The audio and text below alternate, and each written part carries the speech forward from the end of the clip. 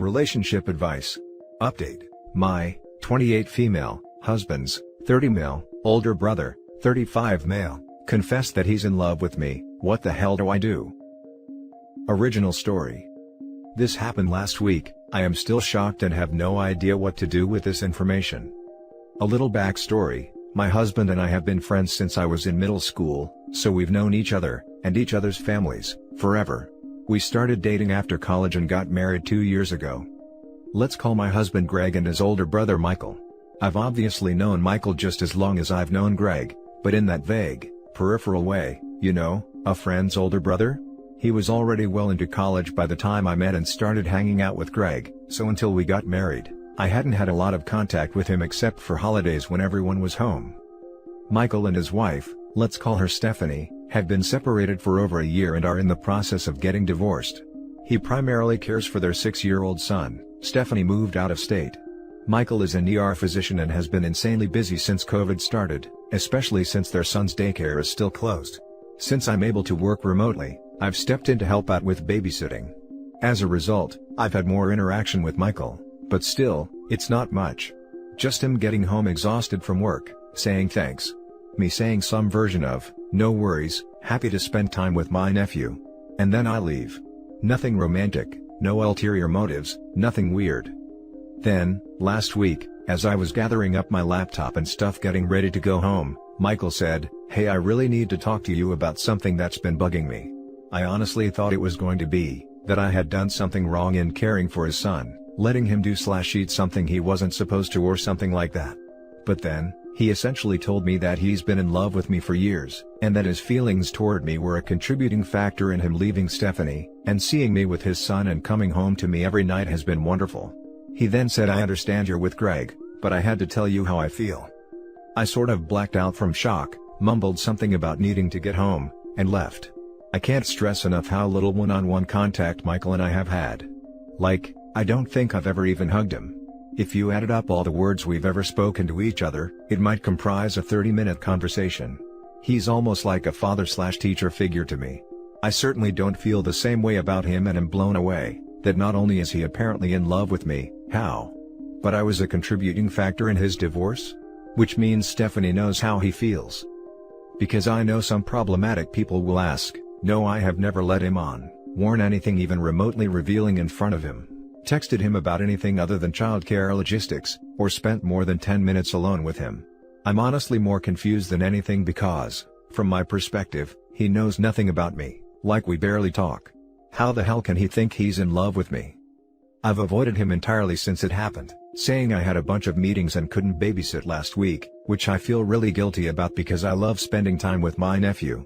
I haven't told anyone else, especially my husband.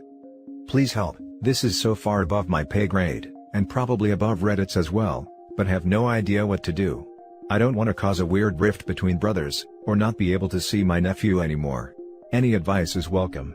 Thanks. Top advice before we read the update. Tell your husband what's going on and explain that's why you've been dodging his brother.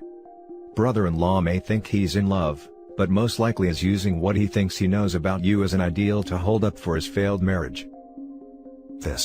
As you've pointed out, brother-in-law barely knows you. He's created an idea of you in his mind and fallen in love with it. This sometimes happens when people are unhappy in their lives and close themselves off from being involved in the people around them. He was likely unhappy with his wife and during that time continued to imagine a life with you, building you up into someone you have never been. Be sure to mention this to your husband. I think that your brother-in-law needs clear boundaries, but not a kick in the teeth. He likely needs therapy. If he isn't in love with her, he's in love with the idea of her. Step 1. Show husband this post. The information is going to cross husband's path eventually and it's really important that you're the one to tell him. You don't want him finding out plus finding out plus you elected not to tell him. Real step 2. Avoid contact and start treating your mental and emotional health. Blacking out from stress is a sign of trauma. But just like any wound, can heal.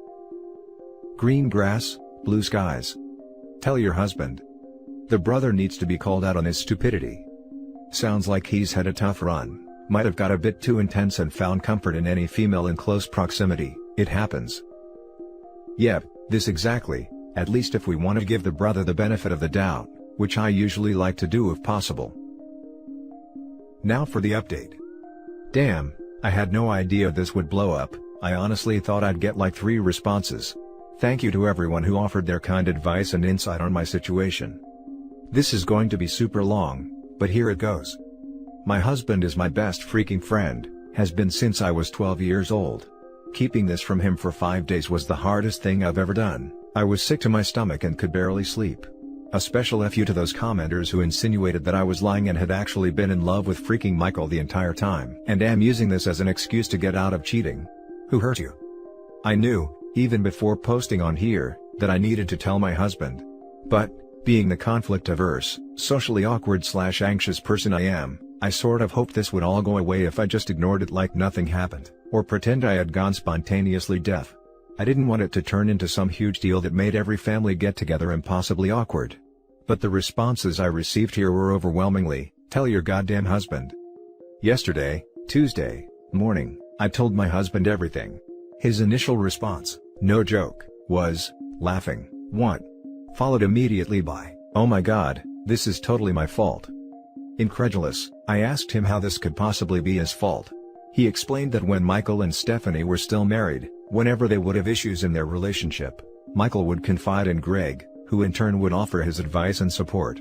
Being a protective little brother upset about how Michael was being treated by his wife, Greg would apparently always use me as the good example in contrast to Stephanie's bad. She was a bit of an a-hole to be fair, insisting that Michael deserved better, deserved to have a relationship like we did, a wife who loved him as much as I loved Greg. I then pointed out the obvious, that this was neither his fault, nor mine, and that Michael was definitely not in love with me, but the idea of me, first as the wife he wanted but did not have, then as the mother to his child. We agreed that the situation has been compounded by the unimaginable stress he's been under since the global situation, and he probably saw me as the only stable, loving presence in his and his son's life. Because my husband is the kindest, most empathetic, most amazing man on earth, and probably a better brother than Michael deserves, to be honest, he wasn't even angry. He was sad. He knew, as well as I did, that Michael was not actually in love with me. We agreed we would talk to Michael together, suggest therapy, and continue supporting him and caring for our godson.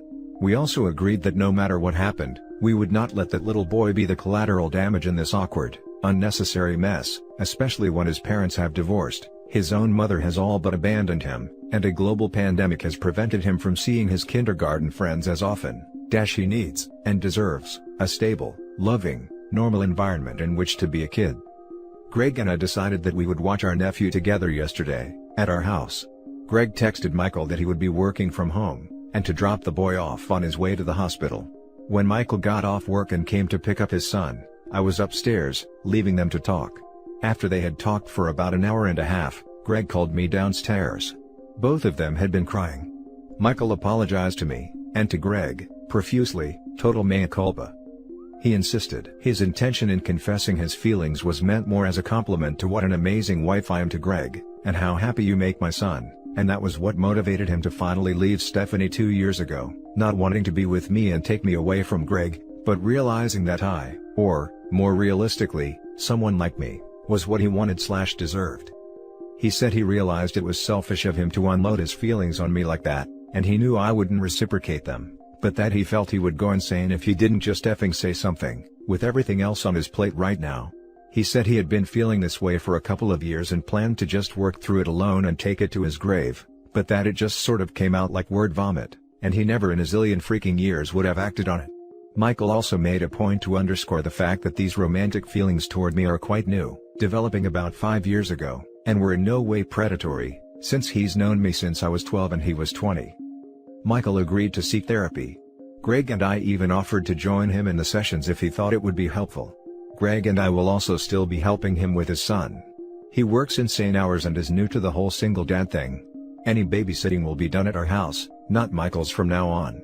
For those pointing out that Michael can afford alternative childcare for his son, that's not the point, his son, our godson, needs a stable environment filled with family and routine since his life has been pretty much uprooted by the divorce, his mom leaving, and the pandemic. Until his school resumes in-person classes next spring, we'll care for him as a family. Greg and Michael's sister and parents, while they know nothing of this mess, share in the responsibility as well, so it will not be totally on our hands. All in all, I don't think any of us could have hoped for a better outcome to this weird situation. Happy to have everything out in the open so we can move forward. Thanks again for all of your advice and kind words. I have the best husband, salt of the earth, that one. Now for the closing comments. This is beautiful. A wonderful victory for empathy and understanding. Your story gives me a margin of hope. Thank you. Amazing way to handle things and a fantastic outcome for all involved. So glad things worked out for the best. I have to say thank you to OP for posting this. After reading both posts, I am thrilled to see the resolution. The way all parties handled this situation is inspirational to the type of conflict resolution and communication I would want in my own life. Your husband sounds like a fantastic man, and I deeply respect his empathy for his brother. I hope your brother-in-law gets better and that the stresses of the pandemic get easier on him. I can't even imagine what it's like. Thanks again for letting Reddit learn from your experiences and perspective. Now for the final story. My ex-boyfriend, 26 male, is marrying my best friend, 24 female, but he just told me that he wished he was marrying me instead, 24 female. I dated my ex-boyfriend from 4th grade to 11th grade, and from 12th grade I started dating my current boyfriend. When I broke up with my ex, my best friend told me that she had liked him for a while, but she didn't do anything since we were dating. She asked if I was comfortable with her expressing interest to my ex, and I told her that she could do anything she wanted. After some time, my ex-boyfriend started to date my best friend. This wasn't as weird as it sounds, since after 12th grade, we all went separate ways. So, while they were dating, it wasn't like I was right next to them the whole time. We got time to mature fully and independently, and, while some people wouldn't understand, I was glad my ex and my best friend was dating. I knew my ex was a good person, good enough for my best friend, and that they would go along nicely. Me and my boyfriend moved far away during university, and we lost contact with those two for a while. We came back home because of the pandemic, and we found out they were engaged. It was amazing, and it was one of the best days of my life, because I was welcomed with good news and got to see my old friends again. I got to have a conversation with my ex-boyfriend, reminiscing and laughing about the past, joking and looking back at time. I told him that I was so happy for him, and that if he didn't know what to give my best friend as gifts, or was having any relationship issues, to call me, since I knew them two the best. He laughed, and we reconnected our contacts, which we lost over the time. Last night, I was about to go to sleep when he called me, and I answered the phone. He told me that when he was looking back at the time, he wished he could turn back time so we would never break up and that it would be us marrying. He said that maybe in another universe we would be getting married, and that he would trade anything to get to do that. He said that he respected my boyfriend, but that we were always meant to be. He waited for my reply, which I didn't speak, and just ended the call. I pretended it didn't happen, but seeing my best friend post about planning her wedding and being so excited is breaking my heart. If I was in her position, I would want to know, but I don't want to destroy her happiness. Would she resent me if I didn't tell her? Would it be better for her to not know? Now for the top advice. Very inappropriate of your ex. Now his bride is in for a rough life with a man carrying that fantasy and regret. I'm sure I'll get down votes from the people that believe you should always tell the absolute truth, but I really do think you should remove yourself from the situation and say nothing. In all likelihood, he has a bad case of cold feet and you're the perfect scapegoat. You walked back into their lives right when he was needing an excuse. Yes. I think so too. Maybe all she really needs to do is break up with him all over again. Firmly. They both have changed so much over the years. Who they were then is so not who they are now. So, he is definitely living in a fantasy world of some kind. This is a situation of damned if you do and damned if you don't. If you tell her, she might believe you or not, but it's unlikely that she'll be grateful. If you don't tell her and later she is unhappy, you are going to be partially responsible, because you are going to think that if you spoke up, things would be different. No one knows the future, but no matter what you decide, you are going to be the villain, probably. Choose what is going to let you sleep at night and accept whatever happens next. I don't know, man. I would want to know if my soon-to-be husband was calling up my best friend late at night, saying that he wishes he would have married her. Cold feet or not, that was highly inappropriate. And I think you should tell your boyfriend first and tell your best friend. And that's it for this video, guys. If you have thoughts to share, leave a comment below. Don't forget to hit like and subscribe if you like this content. Turn the notification on to get updated on my latest posts. I'll catch you in the next one.